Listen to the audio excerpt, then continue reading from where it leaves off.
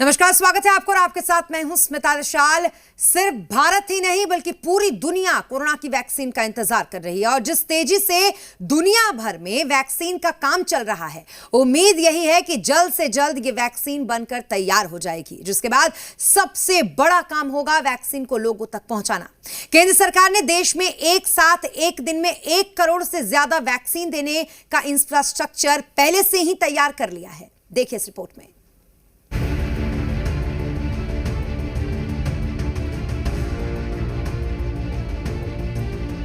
निर्णय वैज्ञानिक तराजू पर ही तोला जाना चाहिए। निर्णय उसकी जो अथॉरिटीज हैं उन अथॉरिटीज के सर्टिफाइड व्यवस्था से ही होनी चाहिए।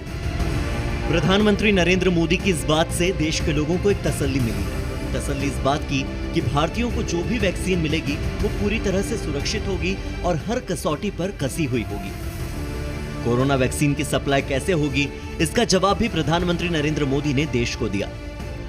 मूल भारतीय वैक्सीन अभी 2 मैदान में आगे हैं, लेकिन बाहर के साथ मिलकर के हमारे लोग काम कर रहे हैं। दुनिया में जो वैक्सीन बन रही हैं वे भी मैन्युफैक्चरिंग के लिए भारत को के लोगों के साथ ही बात कर रहे हैं, कंपनियों के साथ। लेकिन इन सारे विषयों में निर्णय वैज्ञानिक तराजू पर ही तोला जाना चाहिए। निर्णय उसकी जो अथॉरिटीज हैं उन अथॉरिटीज के सर्टिफाइड व्यवस्था से ही होनी चाहिए।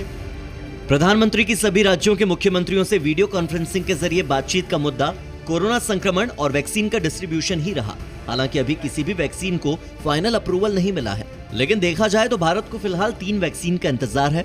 इसमें पहली है ऑक्सफोर्ड की कोविशील्ड, दूसरी है भारत बायोटेक की कोवैक्सीन और तीसरी वैक्सीन है रूस की स्पुतनिक वी। सबसे पहले फाइजर ने दावा किया था कि करीबन 90% उनकी वैक्सीन एफिकेसी है। बाद में उन्होंने भी रिवाइज करके बताया कि 95% हो सकती है। उसके तुरंत बाद मॉडर्ना नाम की जो कंपनी है अमेरिका में, उन्होंने भी ये दावा किया था कि 95% उनकी एफिकेसी है। ऑक्सफोर्ड और एस्ट्राजेनेका की जो वैक्सीन चल रही है, उन्होंने भी दावा किया है कि 60% उन्होंने पहले कहा था, फिर 90%, तो करीबन 70 और 90% उनकी एफिकेसी है। इन तीनों वैक्सीन का संबंध किसी न किसी रूप से भारत से है और ये वही वैक्सीन है जो सबसे पहले भारत को मिल भी सकती है। इसके लिए भारत पूरी तैयारी कर रहा है। केंद्र से लेकर राज्य, जिला स्तर और पंचायत स्तर तक पूरी मैपिंग की जा रही है। नए साल में जब कोरोना की वैक्सीन तैयार होगी, तब तक भारत भी हर किसी तक वैक्सीन पहुंचाने के लिए पूरी तरह से तैयार होगा। भारत में सबसे अच्छी बात यह है कि हमारी यह जो यूनिवर्सल वैक्सीनेशन प्रोग्राम जो है ना, वो पहले से लागू हुआ है। इसलिए डिस्ट्रीब्यूशन नेटवर्क भारत का जो है बहुत अच्छा है, वो बहुत शानदार नेटवर्क है। कोरोना की वैक्सीन आती है तो ये नेटवर्क को यूज़ करके लोगों तक पहुंचाने की कोशिश की जाएगी। अब आपके मन में ये सवाल भी जरूर उठ रहा होगा कि कोरोना की वैक्सीन आप तक कैसे पहुंचेगी, किसे सबसे पहले ये वैक्सीन मिलेगी। तो इन सब चिंताओं और सवालों का जवाब देने के लिए केंद्र सरकार की तरफ से एक्सपर्ट दिन रात एक करके मास्टर प्लान बना रहे हैं। वैक्सीन पहुंचाने में तो ज़्यादा वक्त नहीं लगेगा, क्योंकि वैक्सीन अभी हमारे आमने सामने में आने के लिए अभी भी मैं समझता हूँ कि 2 या 3 महीने का वक्त है अभी भी। और 2 और 3 महीने का वक्त जो है वो काफ़ी हमारे लिए क्रूशल रहेगा, क्योंकि इसमें हमें हमारा नेटवर्क तैयार करना होगा अगर जहाँ नहीं हो। देश में एक साथ एक दिन में 1 करोड़ से ज्यादा वैक्सीन देने का इंफ्रास्ट्रक्चर पहले से ही तैयार कर लिया गया है। चुनौती तो यह है कि कौन सी वैक्सीन पहले तैयार होती है और उसे किस टेम्परेचर में रखा जाना है। दरअसल मॉडर्ना वैक्सीन को स्टोर करने के लिए -20 डिग्री और फाइजर वैक्सीन के लिए -70 to 80 डिग्री तापमान की जरूरत पड़ेगी। इसके लिए भारत सरकार को मुश्किलों का सामना करना पड़ सकता है। कोरोना वैक्सीन से जुड़े इंफ्रास्ट्रक्चर को तैयार करने का काम देश में कोई आज से ही शुरू नहीं हुआ है। जैसे ही दुनिया में कोरोना वैक्सीन की खोज शुरू हुई थी, केंद्र सरकार ने देश में इसको लेकर इंफ्रास्ट्रक्चर तैयार करना शुरू कर दिया था। देश के भीतर ही इसके उत्पादन से लेके हर किसी तक वैक्सीन पहुंचाने की पूरी मैपिंग की जा रही है। भारत में वैक्सीनेशन का भारी भरकम इंफ्रास्ट्रक्चर है जो शहरी क्षेत्र से लेकर ग्रामीण इलाकों तक फैला हुआ है। पल्स पोलियो, राष्ट्रीय एड्स नियंत्रण संगठन, सामुदायिक और प्राथमिक चिकित्सा केंद्र के जरिए वैक्सीनेशन देश के बच्चों को पूरी तरह सुरक्षित बनाता है। और अब इस पूरे इंफ्रास्ट्रक्चर को कोरोना वैक्सीन के रखरखाव के मुताबिक किया जा रहा है। वहीं लोगों तक कोरोना वैक्सीन पहुंचाने के लिए कई सरकारी विभाग और मंत्रालय साथ मिलकर काम करेंगे। इसमें संचार मंत्रालय, डाक विभाग, पंचायत और आंगनबाड़ी वर्कर्स का नेटवर्क जरूरत पड़ने पर कोरोना वैक्सीन को दूर दराज के इलाकों में पहुंचाने के लिए इस्तेमाल किया जा सकता है। इसके साथ ही जैसे ही वैक्सीन का ऐलान होगा, सरकार की तरफ से प्रायोरिटी लिस्ट भी तैयार होगी। ये माना जा रहा है कि सबसे पहले स्वास्थ्य कर्मियों को ही वैक्सीन दी जाएगी। इनमें डॉक्टर्स, नर्स, पैरामेडिकल और अस्पताल स्टाफ को ये वैक्सीन मिलने वाली है। इसके बाद फ्रंटलाइन वर्कर्स को वैक्सीन दी जाएगी। पुलिसकर्मी, पैरामिलिट्री और नगर निगम के फील्ड पर काम करने वाले कर्मचारियों को वैक्सीन मिलने वाली है। इसके बाद बुजुर्गों को वैक्सीन की लिस्ट में रखा जाएगा। लगभग पिछले 2-3 महीने से पूरे देश में प्रायोरिटाइज करके कैसे किन ग्रुप्स को सबसे पहले, किसको उसके बाद हमें वैक्सीन देनी है और वो कैसे दी जाएगी। कम से कम 25-30 करोड़ लोगों को आने वाले जो साल में हम जुलाई अगस्त तक वैक्सीन देने की और उसकी मोडालिटीज़ की तैयारी कर रहे हैं। तो वो तैयारी इसीलिए कर रहे हैं क्योंकि हमें उम्मीद है कि वैक्सीन हमको निश्चित रूप से 2021 में मिलने वाली है। वैक्सीन को लेकर हालांकि अभी तक पूरी तरह से कुछ भी साफ नहीं है कि वो कब आने वाली है और कितने लोगों को मिलेगी और उसकी डोज कितनी होगी। अभी ये तय नहीं है कि वैक्सीन की 1 डोज होगी, 2 डोज होगी या 3 डोज होगी। ये भी तय नहीं है कि इसकी कीमत कितनी होगी, उसकी कीमत कितनी होगी, ये कैसे होगी।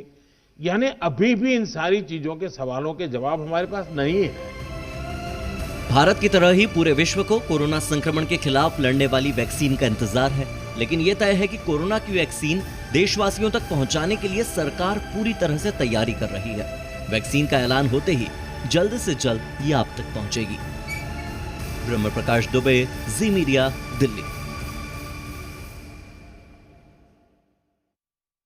कि वैक्सीन को वैज्ञानिक रूप से जांच कर ही लाया जाएगा, लेकिन इसी के साथ पीएम मोदी ने यह भी साफ कर दिया कि वैक्सीन बनाने में स्पीड के साथ सेफ्टी भी बहुत जरूरी है।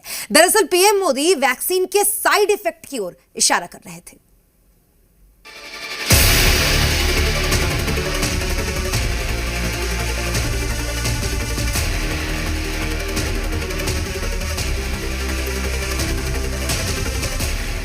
एक तरफ पीएम मोदी ने देश को ये बताया कि भारतीयों को मिलने वाली वैक्सीन पूरी तरह से सुरक्षित होगी, उसे वैज्ञानिक रूप से जांच पड़ताल के बाद ही लोगों तक उपलब्ध करवाया जाएगा।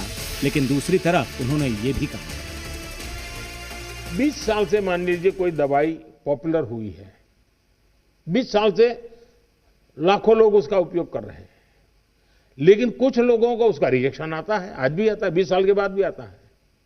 तो ऐसा इसमें भी संभव है। निर्णय वैज्ञानिक तराजू पर ही तोला जाना चाहिए। पीएम मोदी की ये बात सुनकर कुछ लोग घबरा सकते हैं, लेकिन उनकी बात में सच्चाई है। दरअसल कई वैक्सीन हैं जिनके कुछ साइड इफेक्ट होते हैं। कई मामलों में वैक्सीन के इस्तेमाल के बाद बुखार या जिस जगह वैक्सीन लगी है वहां दर्द की स्थिति बन जाती है, लेकिन इसको गंभीर लक्षण नहीं माना जाता। परेशानी तब होती है जब गंभीर साइड इफेक्ट होते हैं। हम लोगों ने लगभग पूरे इंडिया में कोवैक्सीन अप्रोक्सीमेटली 1000 के ऊपर कर चुके हैं और अभी तक एनाफिलेक्टिक रिएक्शन जो होता है वो किसी को नहीं आया, कोई सीरियस एडवर्स इवेंट नहीं आया। हाँ, हल्का सा बुखार या पेन हो सकता है उस साइड पे। एक्सपर्ट भले ही भारतीय वैक्सीन को लेकर पूरी तरह से आश्वस्त हों, लेकिन भारत में जितनी भी वैक्सीन अभी तक इस्तेमाल की जा रही है उनको कई सालों की रिसर्च और टेस्ट के बाद ही लोगों को दिया गया था। जैसे पोलियो वैक्सीन 1954 में पोलियो वैक्सीन बनी थी। 1955 में अमेरिका में इसको दिया जाने लगा, लेकिन 1985 में भारत में इसका ट्रायल शुरू हुआ। 1994 के बाद ये देश भर में शुरू हो गया। इसके अलावा टाइफाइड की वैक्सीन का ट्रायल 1904 से 1908 के बीच हुआ था, यानी पूरे 4 साल। भारत और मिस्र में इसका ट्रायल हुआ और फिर 2008-2009 में भारत में पहली बार ये वैक्सीन बनाई गई। हैजा की वैक्सीन का ट्रायल भी 1893 में भारत में किया गया, जिसके कई सालों बाद वो बड़े स्तर पर लोगों को दिया गया। इसके अलावा प्लेग की वैक्सीन भी 1897 में बनी और वर्षों की टेस्टिंग के बाद इसे बड़े पैमाने पर लोगों को दिया गया। देश में दी जाने वाली ज्यादातर वैक्सीन को पूरी तरह सुरक्षित मानने के बाद ही इस्तेमाल में लाया गया। अब सवाल यह है कि अगर कोई वैक्सीन जल्दबाजी में बनी हो तो उसके क्या नुकसान हो सकते हैं। अप्रैल 2008 में भारत सरकार ने चेचक की एक वैक्सीन को बैन कर दिया, क्योंकि तमिलनाडु में इसके इस्तेमाल से कई बच्चों की मौत हो गई। इस वैक्सीन से बच्चों को गंभीर एलर्जी हो गई। इसी तरह इटली ने साल 2014 में फ्लू की एक वैक्सीन को बैन कर दिया। इसके इस्तेमाल से 3 लोगों की मौत हो गई थी और चौथे व्यक्ति की हालत काफी गंभीर बन गई थी। अमेरिका ने रोटा वायरस की एक वैक्सीन को 1998 में अनुमति दी थी। इसके इस्तेमाल से बच्चों के पेट में दिक्कत आने लगी थी। शिकायत के बाद इस वैक्सीन का इस्तेमाल तुरंत बंद कर दिया गया। जापान ने 1989 में चेचक की एक वैक्सीन को बच्चों के लिए अप्रूव किया, लेकिन 1993 में इस वैक्सीन को बैन कर दिया गया क्योंकि इसके इस्तेमाल से बच्चों को दिमागी बुखार हो रहा था। तो इससे आप समझ सकते हैं कि कोई भी वैक्सीन पूरी तरह से सुरक्षित नहीं कही जा सकती। हालांकि किसी गंभीर साइड इफेक्ट होने पर वैक्सीन को नाकामयाब माना जाता है, लेकिन वैक्सीन के कुछ साइड इफेक्ट को साधारण भी कहा जाता है, जैसे फ्लू हो जाना, मांसपेशियों में दर्द, बुखार, सिर दर्द, थकान या कमजोरी। कोरोना वैक्सीन को लेकर ये नहीं कहा जा सकता है कि वो पूरी तरह से सुरक्षित रहेगी या नहीं। हालांकि ट्रायल फेज में ही वैक्सीन का अच्छा और बुरा असर पता चल जाता है। भारत की पूरी तरह से स्वदेशी वैक्सीन के इस्तेमाल में अभी तक कोई साइड इफेक्ट नहीं देखा गया है।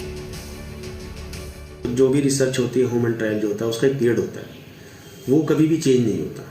तो हमने वही पीरियड हमें मिलेगा, हमें 10 महीने नहीं मिले, हमें फालतू टाइम मिला है और हमें लगता है कि ये पीरियड जो ह्यूमन ट्रायल के लिए होता है वो सफिशिएंट है। मैं ये कहना चाहूँगी कि ये जो वैक्सीन है, अभी तक की जितनी भी वैक्सीन आ रही हैं जिन पे शोध हो रहा है, उन सब में से सेफेस्ट जो रिस्पॉन्स है वो कोवैक्सीन का है और ये किल्ड वैक्सीन है। तो सबसे बड़ी बात ये है कि ये वैक्सीन हमारे अंदर वो बीमारी नहीं कर सकती जिसके लिए बनाई गई है।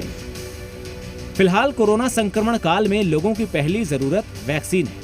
हाल फिलहाल में जो वैक्सीन बनाई जा रही है वो कोरोना का इलाज करने में सक्षम नहीं है, बल्कि उससे बचाने में सक्षम है। तो ऐसे में अपनी सुरक्षा फिलहाल आप अपने मास्क और बार बार हाथ धोने की आदत से ही कर सकते हैं। ब्यूरो रिपोर्ट, जी मीडिया।